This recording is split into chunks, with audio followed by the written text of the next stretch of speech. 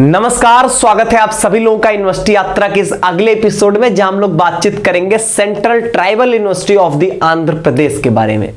इस यूनिवर्सिटी में आपको बेसिकली बीएससी और बीकॉम के कोर्सेज जो है वो देखने को मिलते हैं। एक आपको बीबीए का भी कोर्स देखने को मिलेगा।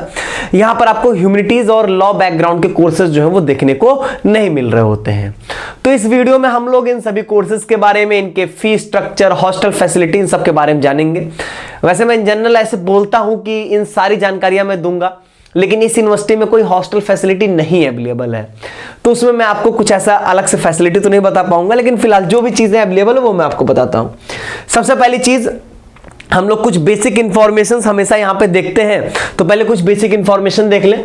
तो ये आपका जो है वो आंध्र प्रदेश के इस सिटी में यहाँ पर लोकेटेड है। 2019 की बहुत ही रिसेंट की आपकी ये यूनिवर्सिटी है अभी, ठीक है। और ये आपकी एक सेंट्रल यूनिवर्सिटी, इस वेबसाइट पे सारी जानकारी मिलेगी।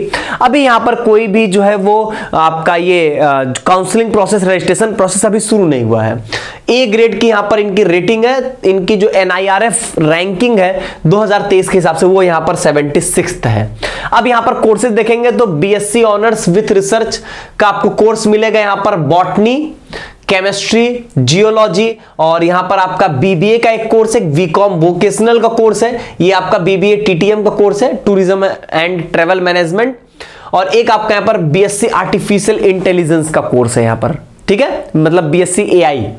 अब इसके लिए इन्होंने क्या डोमेन्स रखे हैं जिससे ये सीयूटी के मेरिट बनाएंगे, तो बायोलॉजी, बॉटनी के लिए बायोलॉजी, केमिस्ट्री के लिए केमिस्ट्री, जियोलॉजी के लिए जियोलॉजी, मतलब वही जियोलॉजी ज्योग्राफी, और यहां पर बीबीए के लिए यहां पर बिजनेस स्टडीज, बीकॉम के लिए जनरल टेस्ट, और यहां पर बीएससी आर्टिफिशियल इंटेलिजेंस के लिए कंप्यूटर साइंस से यहां पर आपकी मेरिट जो है वो बन रही होगी। इतने ही कोर्सेज हैं। हम इनकी एक बार एलिजिबिलिटी क्राइटेरिया देख लेते हैं। क्लास 12th में ये क्या डिमांड कर रहे हैं हमसे।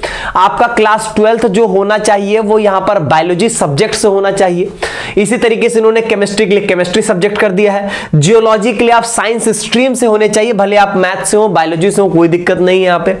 बीबीए टूरिज्म के लिए इन्होंने बोला है कि आप किसी भी सब्जेक्ट से रहे, कोई दिक्कत नहीं है। बीकॉम के लिए भी किसी भी सब्जेक्ट से रहे। बीएससी एआई के लिए आप यहां पर एज ए मैथमेटिक्स या कंप्यूटर साइंस आपके क्लास 12th में यहां पर रहना चाहिए। तो मैथमेटिक्स या कंप्यूटर साइंस विथ मैथमेटिक्स आपका होना चाहिए।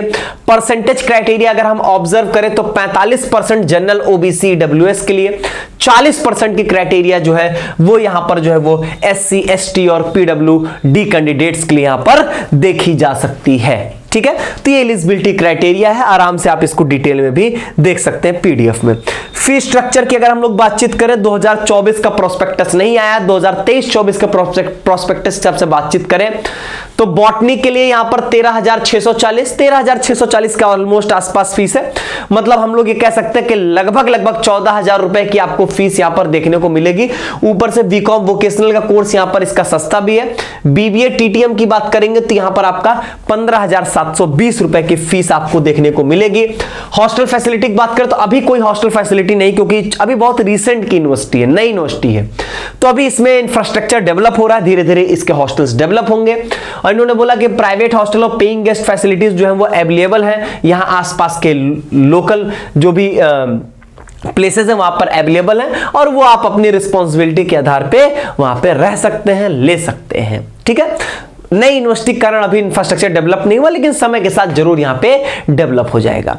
तो ये सारी बातें रही, ज्यादा कुछ चीजें हैं नहीं यहां पे, ज्यादा कोर्सेज ही नहीं है, तो ज्यादा बातचीत भी यहां पे नहीं बनती है। तो अगर आप इस एरिया के आसपास के हैं, अच्छा एक चीज यहां पर जो रिजर्वेशन पॉलिसी है वो यहां पर कोई स्पेशल रिजर्वेशन पॉलिसी नहीं कि आप अगर ये सोचे कि सेंट्रल ट्राइबल यूनिवर्सिटी है तो ये ट्राइबल जो है वो जनजातियों के लिए जो है वो यहां पर कोई स्पेशल रिजर्वेशन है, ऐसा बिल्कुल भी नहीं है। जो बेसिक रिजर्वेशंस हैं, जो तरीका है रिजर्वेशन का, जो government of India reservation policy है, सेम यहां पर भी इंप्लीमेंटेड है। वही यहां पर आपका 27% ओबीसी, 10% ईडब्ल्यूएस, 15% आपका SC, 7.5% ST, जो क्राइटेरिया है वही सेम यहां पर है। इसके लिए जो है वो पिछले साल जो है वो डिमांड भी हुई थी कि यहां पर जो है वो ट्राइबल स्टूडेंट्स को स्पेशल रिजर्वेशन दिया जाए, लेकिन यहां पर जो उस चीज को, डिमांड को माना नहीं गया। और ये टाइम्स ऑफ इंडिया के आर्टिकल में पब्लिश्ड चीजें हैं, वही बात मैं आपको यहां पर कन्वे कर रहा हूं। मेरे दिमाग में भी ऐसा आया था, क्योंकि सेंट्रल ट्राइबल यूनिवर्सिटी है तो यहां पर ट्राइबल स्टूडेंट्स को अलग से कोई रिजर्वेशन होगा, लेकिन ऐसा बिल्कुल भी नहीं है। टाइम्स ऑफ इंडिया के वो आर्टिकल के थ्रू मैं आपको ये सारी जानकारी यहां पर दे रहा हूं। ठीक है, चलिए आज के वीडियो में बस इतना ही। आगे जिस भी यूनिवर्सिटी के बारे में आप जानना चाहते हैं कमेंट बॉक्स में बताइएगा, सारी इंफॉर्मेशन आपको मिल रही होगी। बहुत बहुत धन्यवाद।